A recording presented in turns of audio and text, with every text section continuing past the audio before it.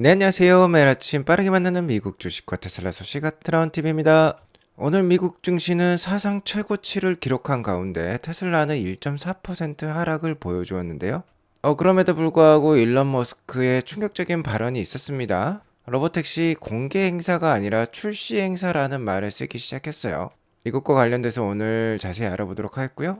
주가 분위기의 반전을 만들어낼 수 있을까요? 그리고 테슬라 중국 주간 판매량이 나왔는데 이 점도 오늘 알려드리도록 하겠습니다. 미국 증시 상황부터 간략히 살펴보고 가도록 하겠습니다. S&P 500이 0.7%, 다우가 1%대 올라가면서 사상 최고치를 달성을 했어요. 일단 10월 초에 말씀을 드렸습니다만 10월 4일 9월 달 미국 고용 보고서가 굉장히 좋게 나왔죠. 굿이스 굿 상황이라고 말씀드렸습니다. 미국 경기가 좋다라는 건 현재 이미 금리 인하가 시작된 마당에 주가의 강력한 상승 요인이 될 수 있겠다라고 말씀을 드렸고, 월요일장 좀 쉬어가는 모습이 나오긴 했지만 그 뒤 계속해서 상승세가 나오면서 S&P 500 기준으로 다시 한번 사상 최고치를 갈아엎었습니다.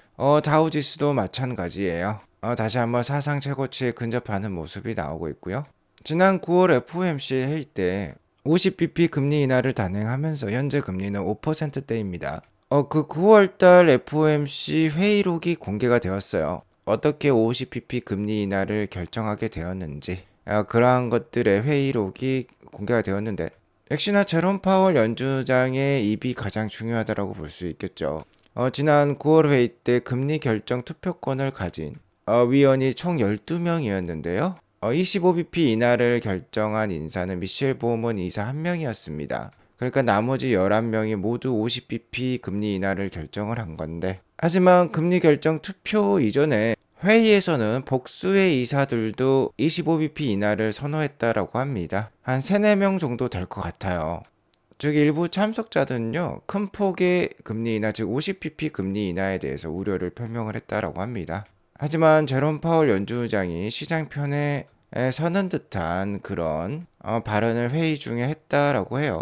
결국 이런 반대하는 위원들을 설득을 시켜서 비컷의 결정을 이끌었음을 이번 FOMC 회의록이 시사를 하고 있습니다. 제롬 파월 연주장의 비둘기파적인 모습은 당연히 시장에 긍정적인 역할을 할 수밖에 없겠는데요. 오늘 금리가 이렇게 올랐음에도 불구하고 전반적인 증시 상승을 이끌었습니다.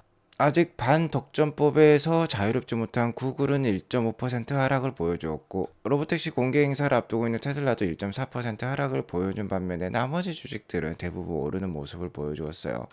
다음 FOMC 회의는 11월 7일에 있는데, 일단 25bp의 금리 인하 확률은 78.8%를 보이고 있습니다. 어제 금리 인하 확률은 86.7%였는데 좀 내려왔네요. 최근 미국 경기가 괜찮다라는 시그널이 나오고 있기 때문에 금리 인하 확률이 좀 떨어지고 있는 상황입니다. 50bp 인하 확률은 현재 계속해서 0%대를 보여주고 있어요. 자, 이제는 50bp가 아니라 25bp가 더욱더 확실해 보이고요. 중요한 점은 11월 달에 금리 인하를 하냐 마느냐 부분이 될 것 같습니다. 어쨌든 시장은 11월 달, 12월 달 추가적인 25bp 각각 금리 인하를 통해서 시장 금리는 약 한 4.5%대까지 떨어질 것으로 예상을 하고 있네요. 투자에 참고하시기 바라겠고요. 금주 주목할 만한 매크로 지표 발표에는 9월 CPI와 9월 PPI 발표가 되겠는데, 9월 달 유가도 낮았고 전반적으로 지금 트렌드가 계속 내려가는 모습이 나오고 있어요. CPI는 헤드라인 기준으로 2.3% 정도가 예측이 되고 있는데, 현재는 물가보다는 미국의 고용 상황 이런 부분이 더욱더 중요해지고 있기 때문에 시장에 미치는 영향은 그렇게 크지 않을 수 있겠다라고 볼 수 있겠고요. 테슬라는 금일 1.41% 하락한 241불 정도로 마감을 했습니다. 일단 오히려 로보택시 공개에 대한 우려감이 최근 주가에 반영이 좀 되고 있는 것 같고요. 많은 기관들이 로보택시가 공개가 되더라도 실제 대량 양산과 상업화 시기는 오래 걸릴 것이다라는 부정적인 발언들이 나오면서 이러한 결과가 지금 펼쳐지고 있는 것 같아요. 자, 그리고 또 하나 말씀드릴 수 있는 부분은 테슬라 주가가 이렇게 잘 오르다가 10월 2일에 인도량 발표 이후에 좀 주가가 지금 지지부진하죠. 일단 인도량과 관련해서 가장 큰 영향을 미치고 있는 부분은 중국 쪽 판매량이라고 볼 수 있겠는데, 중국 쪽 판매량은 지금 잘 나오고 있는 모습입니다. 중국이 10월 초에 일주일 정도 연휴를 가졌기 때문에 10월 초 판매량은 뭐 1700대 뭐 1800대로 미진한 상황이에요. 자, 하지만 9월 말 판매량이 23일부터 29일까지 22,600대나 나왔습니다. 역대 최고 주간 판매량을 기록을 했어요. 이러면서 3분기 총 중국 로컬 판매량은 18만 1000대가 나왔습니다. 2년 전년 동기 대비 28%, 전분기 대비 24%나 성장한 숫자예요. 자, 이렇게 13주차 마지막 주차에 22,600대가 판매가 되면서 자, 이번 3분기 이렇게 좋은 판매량이 나왔다라는 게 지금 확인이 되고 있고요. 3분기 전체적으로 높은 판매량을 유지하면서 다른 분기보다 이렇게 앞서가는 모습으로 마감을 했습니다. 3분기 판매량이 탁월하게 나오면서 현재 2024년은 40주차까지 진행이 되었는데요. 3분기에 이렇게 2023년 중국 로컬 판매량을 역전하는 모습이 나오고 점차 그 간격을 벌리는 듯한 모습도 펼쳐지고 있습니다. 자, 그러니까 중국 판매량에서 좀 선방을 보여주면서 이번 3분기 전체 딜리버리가 약 46만 3천 대가 나오면서 거의 기관들의 예상치였던 46만 2천 대와 버금가는 그런 숫자가 나왔다라고 볼 수 있겠는데요. 중국 판매량이 잘 나왔음에도 불구하고 최근 테슬라 주가가 지지부진한 이유는 역시나 다른 사유가 있을 수 있다라고 제가 여러 번 말씀을 드렸죠. 일단 모델 SX 그 하이엔드급 모델의 판매량이 좀 미진한 것 같고 이번에도 뭐 역대급 ESS 메가팩 실적이 나왔습니다만 전분기였던 2분기에 9.4기가와트 시에는 좀 못 미치는 숫자가 나왔어요. 좀 이 숫자에도 실망감이 있었겠지만 참 무엇보다도 우려되는 사항은 역시나 중국을 제외한 다른 지역이 되겠습니다. 특히 유럽의 상황이 어느 정도 좀 심각하다라고 볼 수 있겠는데요. 중국은 매 분기 이렇게 판매량이 성장을 하고 있습니다. 하지만 유럽은 지금 줄어드는 모습이 나오고 있어요. 자, 여기 중국 쪽 숫자를 보면 전년 1분기부터 3분기까지 판매량이 43만 8천 대, 이번 2024년은 1분기부터 3분기까지 46만 대가 판매가 되면서 전년 대비 누계 판매량이 2만 2천 대 정도 앞서가는 즉 성장하는 모습이 나왔는데 유럽은 지금 거꾸로 가고 있죠. 2만 9천 대 정도 오히려 전년 대비 빠진 3분기 누계 판매량이 나오고 있습니다. 여기에 더불어서 미국 판매량 역시 사이버 트럭이 잘 판매가 되고 있지만 전반적으로 전년 대비 소폭 미진한 모습이 나오고 있는 것으로 얘기가 돌고 있어요. 자, 그러면서 글로벌 판매량이 전년보다 약 3만 대 정도 준 모습이 현재 2024년 3분기 누계로 펼쳐지고 있습니다. 자, 그렇기 때문에 최근 10월 2일에 3분기 인도량이 나온 다음에 좀 주가가 더 약하다라고도 볼 수 있겠는데요. 역시나 주가 반전의 계기는 10월 10일 로보택시 공개 이벤트에서 우리가 찾아볼 필요가 있을 것 같습니다. 자, 공개 행사는 이번 주 금요일 오전 11시 한국 시간으로 오전 11시가 되겠어요. 일단 오늘 나온 뉴스에 따르면 로보택시 실제 모습은요, 이렇게 2인승의 문이 위로 열릴 것은 확실해 보입니다. 뭔가 공식적인 뉴스가 나왔다라고 볼 수 있겠고요. 자, 어쨌든 이런 디자인이면 일단 사람들의 이목을 끌기 충분하다라고 볼 수 있겠죠. 테슬라가 워낙 디자인은 잘하기 때문에 디자인에서의 우려 사항은 없습니다. 오히려 굉장히 사람들에게 기대감을 안겨줄 만한 디자인이 나올 것으로 판단이 들고요. 역시나 중요한 건 이 세부 사항이 되겠습니다. 개시 시기, 비즈니스 모델, 예상 수익, 확장 계획 이런 것들이 되겠는데 가장 중요한 부분은 역시 사업 개시 시기가 되겠어요. 이러한 상황에서 기관들의 예상은 그렇게 긍정적이지는 못합니다. 테슬라의 대표적인 불세력 애널리스트인 아담 조나스마저 2025년 말이나 2026년에나 로보택시가 상업화될 것이다 라고 발표를 하고 있고요. 몇몇 기관들은 아직도 정말 많이 남았다는 듯이 2027년 1분기에나 로보택시 대량 생산이 가능하다라는 의견도 있어요. 다만 금일 어느 정도 충격적인 일론 머스크의 X 포스팅이 있었습니다. 최근 이렇게 마가 모자를 쓴 그리고 백그라운드에는 미국 성조기가 그려져 있는 프로필 사진으로 바꾼 일론 머스크인데요.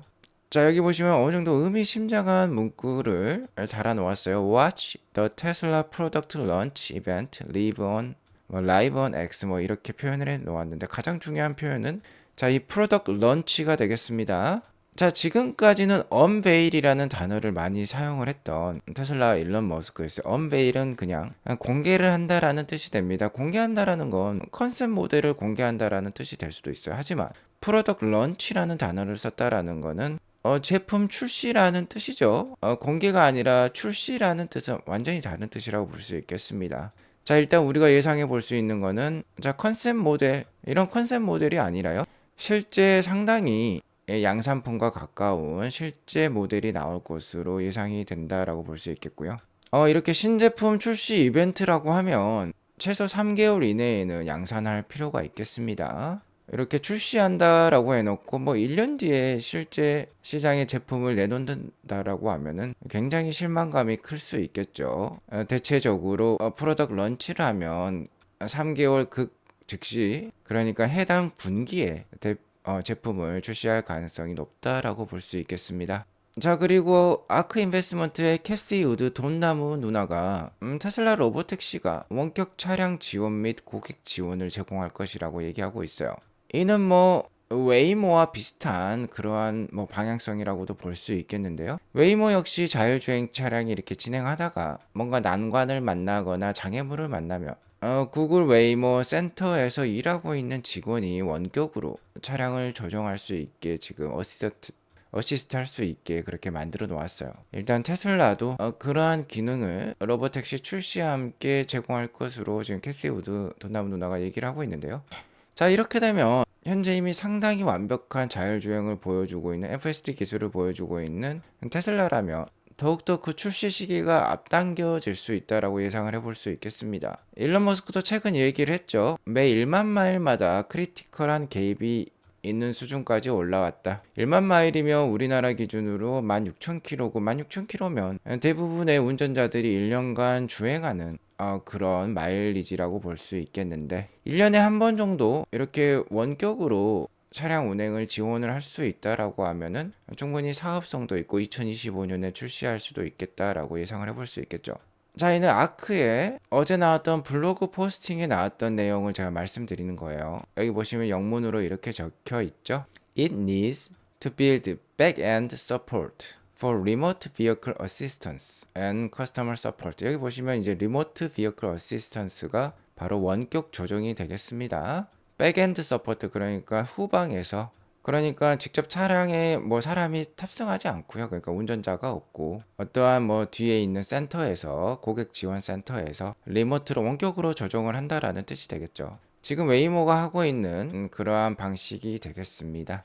하지만 웨이모와 테슬라의 가장 큰 차이점은 이렇게 자율주행 마일리지도 있지만 테슬라는 직접 로보택시를 만들고 있고 웨이모는 차량 제작을 외주에 맡기고 있죠. 최근에는 이 지코라는 중국계 회사에 차량 제조를 맡기고 있는 웨이모인데 지금 바이든 정부에서는 중국산 전기차에 대해서 뭐 100% 관세를 때리겠다.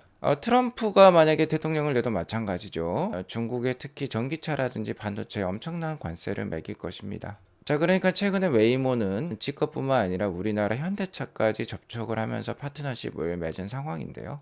웨이모는 상당히 그 사업성이 떨어진다라고 볼 수 있겠습니다. 차량 한 대가 10만 불이 넘어가요. 우리도 1억 3천만 원이 넘어가는 고가를 형성하고 있지만 테슬라의 모델 3는 4만 불 이하의 전체 코스트를 가지고 있습니다. 하지만 웨이모 같은 경우는 센서, 그러니까 라이다 장비만 다 합치면 4만 불을 넘어간다라고 하니까 정말 큰 차이라고 볼 수 있겠죠.